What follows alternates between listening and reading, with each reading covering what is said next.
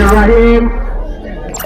বাংলাদেশ জাতীয়তাবাদী ছাত্র দলের প্রতিষ্ঠা বার্ষিকী উপলক্ষে আয়োজিত আজকের এই র্যালিতে ছাত্র দল, যুব দল, মহিলা দল সহ মূল দলের যারা অংশগ্রহণ করেছেন, মঞ্চে উপবিষ্ট রয়েছে আমাদের 14 বছর নেতৃবৃন্দ।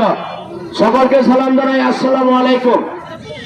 আপনারা জানেন ৭১ সালে বাংলাদেশ স্বাধীন হওয়ার পরে আওয়ামী লীগ সরকার যখন চাটাল দলেরা চেটে পুটে সব খেয়ে ফেলছিল, যখন এই ৭.৫ কোটি কম্বলের কোনো হিসাব দিতে পারছিল না, যখন আটার দাম ১৬০ টাকা কেজি হয়েছিল, দেশটি ধ্বংসের দ্বার প্রান্তে, ঠিক সেই মুহূর্তে আল্লাহ তাআলা আমাদের মাঝে এই বাংলাদেশের সরকার ক্ষমতার মধ্যে শহীদ প্রেসিডেন্ট জিয়াউর রহমানকে আমাদেরকে এনে দিয়েছিলেন।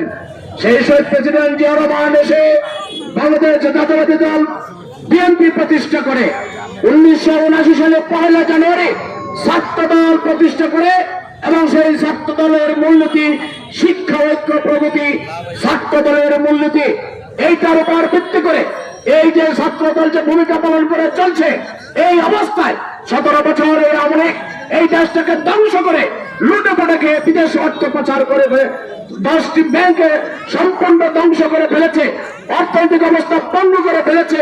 ঠিক সেই মুহূর্তে আমাদের এই দেশের ছাত্র জনতা এক এবং অভিন্ন একই সুরে আন্দোলন করে এই দেশটাকে নতুন ভাবে স্বাধীন করে দিয়েছে।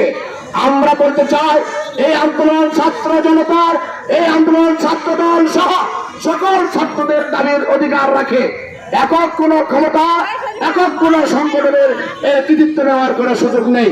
এই ছাত্র দলের মিছিলে যারা অংশগ্রহণ করেছেন, আমি আপনাদেরকে বলতে চাই, দেশকে সংস্কারের পরে গণতান্ত্রিক সরকার প্রতিষ্ঠা করার লক্ষ্যে বেগম খালেদা জিয়ার নেতৃত্বে, তারেক রহমানের নেতৃত্বে একটি গণতান্ত্রিক সরকার প্রতিষ্ঠা করার লক্ষ্যে আপনারা রাজপথে আছেন, রাজপথে থাকবেন, ঐক্যবদ্ধ থাকবেন।